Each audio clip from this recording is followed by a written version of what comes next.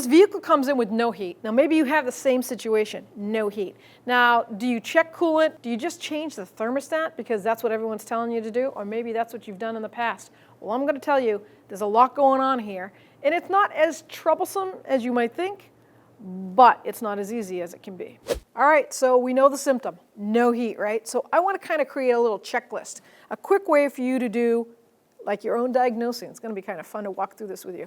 And what to do and how to solve the problems. So we know we have no heat. First thing you gotta do, no matter what, is check your coolant level. You wanna come out here, make sure the engine's cold. 2 to 3 hours is what I like to wait sometime.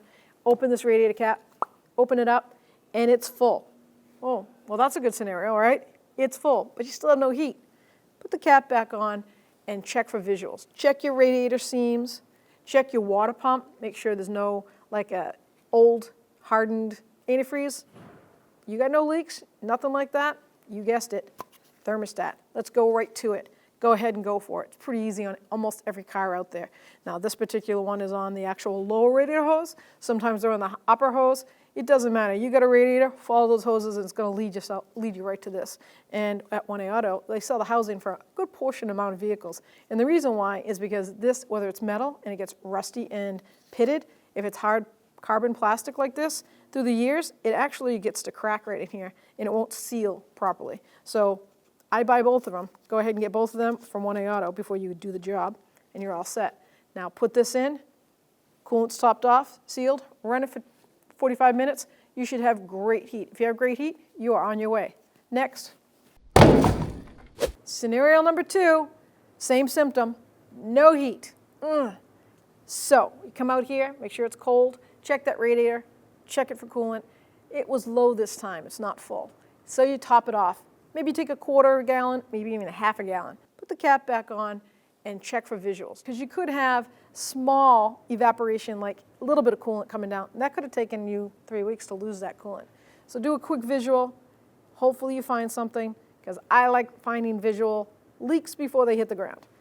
This scenario, we did find the radiator, did have slight seepage because it collected the road dirt from the antifreeze seeping out there because it's kind of got a greasy feel to it, so it collects dirt going down the road. So when I ordered that from 1A Auto, just like you're going to, I double checked my cooling fan because they have to come out together, and I hate doing it twice. And guess what we found?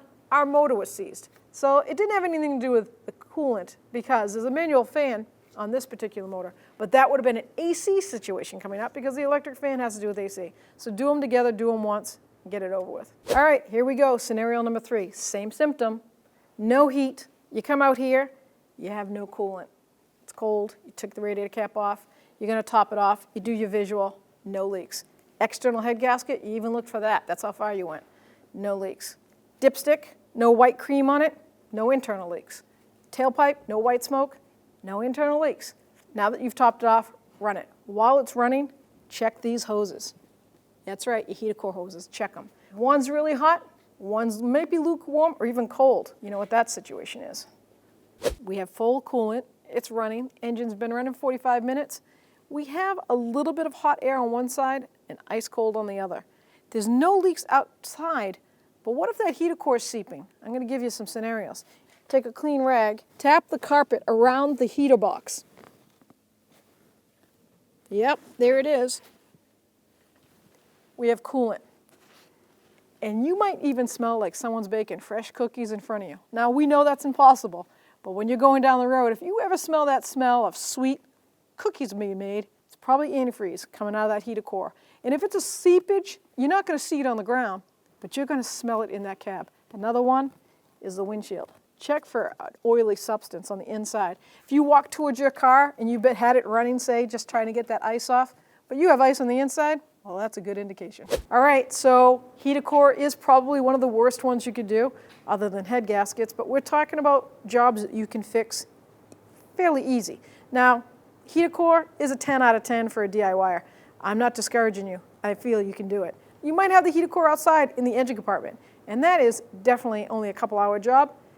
Unless you have AC, you're gonna have to get that AC recovered before you do that job because they are kind of in the same area and same box. Now, if we're talking about internal heater core, that's about a 6 to 7 hour job. I'm gonna say set the weekend aside when it's nice out don't wait too long, but if you have to wait a couple of weeks, we're going to disconnect these heater hoses and we're going to bypass them because we don't want the coolant going down again and we don't want to do any internal damage to that engine. But it's a good little way to kind of put it off for just a couple of weeks until you can get to that. So the reason why I say if you're confident enough to tackle this DIY job is because it is pretty expensive. It's 6 to 8 hours. So you do a labor rate of what they're going to charge you per labor. And if you feel confident enough, I feel you can do it. And a tech tip would be disconnect that negative battery cable, even the positive if you want to, for at least a half hour. Both of them, disconnect them for a half hour before you start that job. Because airbags are those little yellow connectors, and you don't want those modules to have any residual power to them, and you don't want to pop the airbag. So a half hour, good time to wait. Then start disconnecting things. Second one would be that steering column. It has to come out on most dashes to do this job. Lock that steering wheel, take the key and set it aside because you don't want that steering wheel spinning 360. It'll rip that steering angle sensor and then it's another whole job.